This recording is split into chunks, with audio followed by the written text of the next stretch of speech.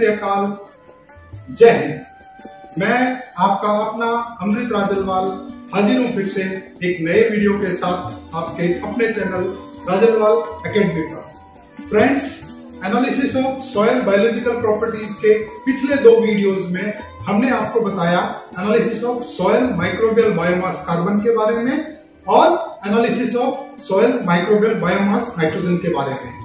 इन दोनों वीडियोस के लिंक मैं आपको डिस्क्रिप्शन बॉक्स में डाल दूंगा और आई बटन में भी डाल दूंगा। आप वहां जाकर के इन वीडियोस को देख सकते हैं। Friends, analysis of soil biological properties के आज के वीडियो में हम डिस्कस करेंगे analysis of soil microbial biomass phosphorus के बारे में। तो चलते हैं दोस्तों लैब की तरफ। लैब में जाने से पहले यदि आपने हमारे चैनल को सब्सक्राइब नहीं किया है तो चैनल को सब्सक्राइब करें, बेल आइकन को दबा करके ऑल नोटिफिकेशंस पर प्रेस करें ताकि आने वाले वीडियोस के नोटिफिकेशन टाइमली आपको मिलते रहें। Friends, microbial biomass phosphorus analysis में आज हम बात करेंगे माइक्रोबियल बायोमास फास्फोरस एनालिसिस का क्या प्रिंसिपल होता है, किन किन रिएजेंट्स की जरूरत पड़ती है, स्टेप बाय स्टेप क्या प्रोसीजर आपको फॉलो करना है और लास्ट में हम आपको बताएंगे कि जो सैंपल्स आपने एनालाइज किए हैं उनके अंदर माइक्रोबियल बायोमास फास्फोरस का आप किस प्रकार से कैलकुलेशन करेंगे। तो चलते हैं दोस्तों। तो सबसे पहले हम बात करेंगे प्रिंसिपल के बारे में और आज जिस प्रिंसिपल के बारे में हम डिस्कशन करेंगे that method was developed by brooks and coworkers in 1982 and this paper was published in Soil Biology and Biochemistry। आप वहां जाकर के इस पेपर को डाउनलोड कर सकते हैं। मैं डिस्क्रिप्शन बॉक्स में भी इस पेपर का लिंक डाल दूंगा, आप वहां से भी डाउनलोड कर सकते हैं। तो as per the Brooks and coworkers, the soil microbial biomass is a relatively labile constituents. Soil microbial biomass is a relatively labile constituents of soil organic matter and is a key site of mineralization for the organic phosphorus present into the soil. The soil microorganisms produce a variety of phosphatase enzymes capable of mineralizing the organic phosphorus present into the soil. The method which is developed by the Brooks and co-workers has been developed to measure the amount of phosphorus held in the cells of soil microbial biomass. Further, the fumigation of the soil samples with the chloroform followed by the extraction of the phosphorus with 0.5 molar sodium bicarbonate measure the phosphorus held by the microbial biomass into the soil. The method is based on the measurement of the chloroform released inorganic phosphorus in the soils and the justification for this method, the chloroform released phosphorus is reasonably high and constant in the sodium bicarbonate soil extractant। यानी कि कहने का मतलब क्या है कि इस method के द्वारा सोडियम क्लोरोफॉर्म द्वारा रिलीज इनऑर्गेनिक फास्फोरस का मेजरमेंट किया जाता है and justification for this is that the chloroform released inorganic phosphorus is reasonably high and constant in the sodium bicarbonate soil extractant। जो extractant हम यूज कर रहे हैं उसके अंदर इसकी मात्रा ज्यादा होती है। तो दोस्तों, ये था इसका प्रिंसिपल, ब्रुक्स एंड कोवर्कर्स द्वारा डेवलप्ड प्रिंसिपल। अब हम बात करेंगे माइक्रोबियल बायोमास फास्फोरस एनालिसिस के लिए किन किन रिएजेंट्स की आपको जरूरत पड़ती है। रिएजेंट्स की अगर हम बात करें तो सबसे पहला रिएजेंट हमें चाहिए 0.5 molar sodium bicarbonate solution at pH 8.5। तो 0.5 molar sodium bicarbonate at pH 8.5 बनाने के लिए आप क्या करेंगे, dissolve 42 grams of sodium bicarbonate in 800 ml of distilled water and then adjust the pH at 8.5 and then dilute it to the 1000 ml with the help of distilled water. The second reagent which is required is 5 normal sulfuric acid solution, and to prepare the 5 normal sulfuric acid solution add 141, this is 141, add 141 ml of concentrated sulfuric acid in about 800 ml of distilled water and then dilute it to the 1000 ml with the help of same distilled water. The third reagent which is required is molybdenate tartrate solution. So to prepare the molybdenate tartrate solution, dissolve 12 grams of ammonium molybdenate in 250 ml of distilled water. This will be known as solution A. Then dissolve separately 0.2908 grams of potassium antimony tartrate in 100 ml of distilled water, and this will be known as the solution B. So for preparing the molybdenate tartrate solution, we have to prepare two separate solutions. First will be the ammonium molybdenate solution. Second will be the potassium antimony tartrate solution. After preparing both the solutions separately, dissolve both the solutions in 1000 ml of 5-normal sulfuric acid. ये जो sulphuric acid आपने prepare किया था 5-normal का, dissolve both the solutions in 5-normal 1000 ml of 5-normal H2SO4 and then dilute the solution to 2000 ml with the help of distilled water.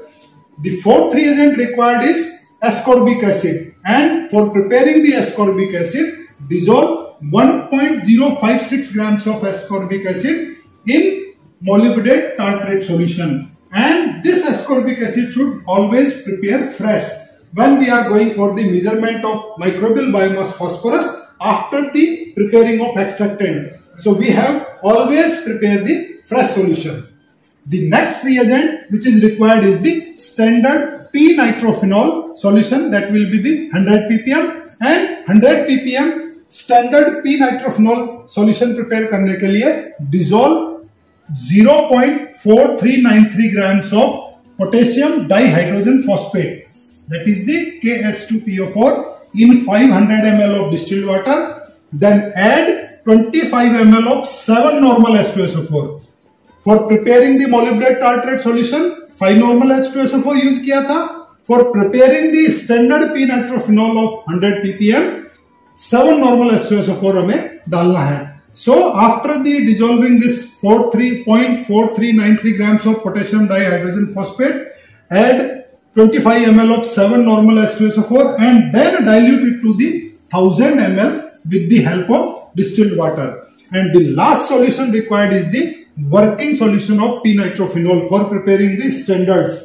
And for prepare 2 ppm standards, we have to prepare the working solution, and for that dissolve 20 ml of stock solution, या dilute 20 ml of stock solution in 1000 ml of distilled water, or it will contain 2 ppm of the p-nitrophenol. So friends, these are the reagents required for the microbial biomass phosphorus analysis.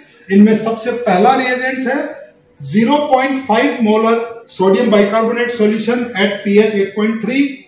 The second reagent is the 5-normal H2SO4. The third reagent required is the molybdenate tartrate solution, and the fourth one is the ascorbic acid. The fifth one is the p-nitrophenol stock solution of 100 ppm, and last one required is the working solution of p-nitrophenol at 2 ppm. So friends, ये थे इसके reagents. अब हम बात करेंगे step by step क्या procedure आपको analysis के लिए फॉलो करना है. सो फ्रेंड्स, प्रोसीजर की अगर हम बात करें, so for measuring the microbial biomass carbon, nitrogen and phosphorus, procedure has two parts. First part में we go for the fumigation of the samples, and second part में fumigated and non-fumigated samples में extraction procedure हम follow करते हैं. So fumigation का मैंने microbial biomass carbon के video में भी एंड माइक्रोबियल बायोमास नाइट्रोजन के वीडियो में भी बताया कि आप किस प्रकार से फ्यूमिगेशन करेंगे. उसके लिए आप डिस्क्रिप्शन बॉक्स में मैं दोनों वीडियोस के लिंक डाल दूंगा, वहां देख सकते हैं, और आई बटन में भी डाल दूंगा. So for fumigation purpose weigh 2.5 grams of soil in a 100 ml of beaker and then perform the chloroform fumigation with vacuum desiccator. तो इसके लिए क्या करेंगे, आप 100 ml के बीकर में 2.5 ग्राम फ्रेश सॉइल लेंगे एंड देन उस सॉइल को एक वैक्यूम डेसिकेटर में रखेंगे. सेंटर में हम क्लोरोफॉर्म रखेंगे एंड देन उसके बाद में वैक्यूम डेसिकेटर की सहायता से उसके अंदर फ्यूमिगेशन प्रोसेस करेंगे. अब आते हैं हम एक्सट्रैक्शन प्रोसेस के लिए. तो for extraction purpose weigh 2.5 grams of soil both fumigated and non fumigated separately in a 100 ml of conical flask. Conical flask में सेपरेटली 2.5 ग्राम हम सॉइल लेंगे। देन उसके अंदर add 50 ml of 0.5 molar sodium bicarbonate at pH 8.5 जो हमने prepare किया था वो ऐड करेंगे। After that shake the soil samples for 30 minutes. Then filter the soil samples with Wattman number 42 filter paper. And after that, pipette out 5 ml of alicot in a 25 ml of volumetric flask, and then add 10 ml of distilled water. And after that, acidify the soil sample alicot with the 5 normal H2SO4 and p-nitrophenol. इसके लिए आप क्या करेंगे? आपने 5 ml एलिकोट लिया, एलिकोट लेकर के उसे 25 ml के वॉल्यूमेट्रिक फ्लास्क के अंदर ट्रांसफर किया, फिर उसमें डिस्टिल्ड वाटर डाल दिया। देन उसके बाद आप उसमें एक ड्रॉप p-नाइट्रोफिनॉल की डालेंगे, तो ये जो है आपका येलो कलर हो जाएगा। येलो कलर को डिसअपियर करने के लिए ड्रॉप बाय ड्रॉप आप उसमें 5 नॉर्मल H2SO4 डालेंगे। जहां जाकर के आपका ये येलो कलर डिसअपियर हो जाता है वो जो है हमारा pH 5 आ जाएगी। ये एसिडिफाई हम करते हैं pH 5 लाने के लिए। तो यहां जहां जाकर के येलो कलर डिसअपियर हो गया, that will be the point where pH will be 5.0। उसके बाद में add 4 ml of this is 4 ml of ascorbic acid and then make up the volume to 25 ml with distilled water and after that measure the blue colour intensity at 660 nanometre with the help of spectrophotometer. तो दोस्तों ये था microbial biomass phosphorus analysis का procedure. इसमें fumigation किया, fumigation के लिए fresh soil आपने बीकर में लेकर के और वैक्यूम डेसिकेटर में क्लोरोफॉर्म की सहायता से फ्यूमिगेट कर लिया। उसके बाद में आप एक्सट्रैक्शन करेंगे। इसके लिए जो ऑल्सन्स वाला मेथड है उससे जिस प्रकार से हम इनऑर्गेनिक फास्फोरस का एनालिसिस करते हैं सेम प्रोसीजर हम फॉलो करते हैं। तो उसमें आप 2.5 ग्राम सॉइल वे करेंगे 100 ml कॉनिकल फ्लास्क के अंदर, उसके अंदर 0.5 मोलर सोडियम बाइकार्बोनेट डालेंगे। देन उसको 30 मिनट्स के लिए सेक करेंगे। सेक करने के बाद में 42 वाटमैन नंबर 42 फिल्टर पेपर से उसको फिल्टर कर लेंगे। देन उसमें से 5 ml एलिकोट पिपेट आउट करेंगे एक 25 ml के वॉल्यूमेट्रिक फ्लास्क के अंदर। देन उसमें 10 ml डिस्टिल वाटर डालेंगे। उसके बाद उसको एसिडिफाई करेंगे सल्फ्यूरिक एसिड और p-नाइट्रोफिनॉल से। उसके बाद में उसमें एस्कॉर्बिक एसिड 4 ml डालेंगे। फिर वॉल्यूम मेकअप कर लेंगे 25 ml और जो ब्लू कलर डेवलप होगा इस ब्लू कलर की इंटेंसिटी जो है 660 नैनोमीटर के ऊपर हम जो है मेजर कर लेते हैं। ये था दोस्तों प्रोसीजर। अब हम बात करेंगे किस प्रकार से आप एनालाइज सैंपल के अंदर माइक्रोबियल बायोमास फास्फोरस का कैलकुलेशन करेंगे। कैलकुलेशन की अगर हम बात करें दोस्तों तो soil microbial biomass phosphorus is equal to extractable phosphorus in fumigated sample minus extracted phosphorus in non-fumigated samples divided by Kp. Kp is the coefficient of phosphorus और इसकी वैल्यू आप लेंगे 0.40। अब for measuring the extractable phosphorus आपको क्या करना है x into V into 2.24 divided by A into S। So यहाँ पे x is the quantity of phosphorus in microgram। Read on the spectrophotometer. Spectrophotometer पे जो कंसंट्रेशन हमारी आएगी that is the value of x। v is the volume of extracted यानी कि हमने जो 0.5 मोलर सोडियम बाइकार्बोनेट लिया था 50 ml that is the volume हमने जो 50 ml लिया था that is the v। a is the volume of एलिकोट use for measurement of the phosphorus. यहाँ पे हमने 5 ml एलिकोट लिया था। S is the wait of soil. Wait of soil हमने 2.5 ग्राम लिया था लेकिन हम इसको ड्राई वेट इक्विवेलेंट बेसिस पे करेंगे। एंड इसके जैसे हमने नाइट्रोजन और माइक्रोबियल बायोमास कार्बन के केस में सॉइल मॉइस्चर परसेंट निकाला था weight of wet soil minus dry soil upon dry soil into 100 के बेसिस पे। Then dry equivalent weight of soil हम लेंगे wet soil weight into 100 divided by 100 plus moisture percentage. तो इससे ये निकालेंगे आप एक्सट्रैक्टेबल फास्फोरस और फिर उसके बाद में सॉइल माइक्रोबियल बायोमास फास्फोरस आ जाएगा।